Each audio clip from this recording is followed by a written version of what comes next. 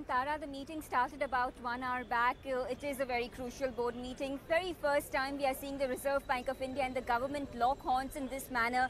Differences have been common, but the kind of exchange we've seen this time around is something which makes it more headline worthy, so to say. As far as the main items and agenda for discussion is concerned, most important, of course, is manners in which the RBI and the government choose to resolve differences over boosting credit growth in the economy. Remember that the government is of the view that the central bank should ease the PCA framework to allow lending to get the much required boost, and that they feel will go a long way as far as helping MSMEs in the economy is concerned. The RBI has a very conflicting view in this regard. They feel that mending the balance sheet of public sector banks is the need of the hour, which cannot be pretended that there's no problem and let us just go ahead and lend, and thereby they have been unwilling to align the required capital norms with the Basel III norms, which the government feels could ease up about 1.5 lakh crore in the economy. This is the first difference. The second important difference between the government and the Reserve Bank of India is about liquidity,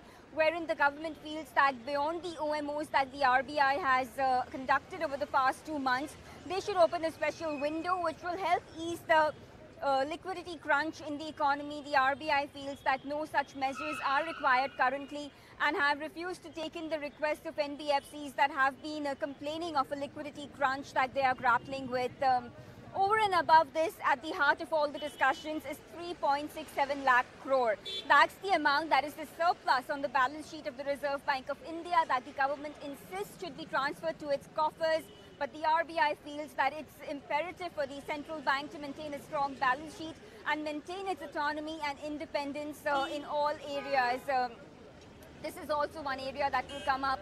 But over and above this, remember that the board members, we've had S. Gurumurthy, for instance, come out very strongly with his views, which indicate that the RBI should bend to the wills of the government in some regards.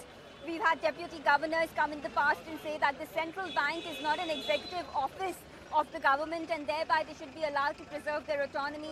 All these areas just make the communication between the central bank and the centre very tight as of now, and in fact we have to see how the board meeting will proceed and whether it will end on a note wherein the two parties can reach a common ground as far as resolving some of these differences is concerned.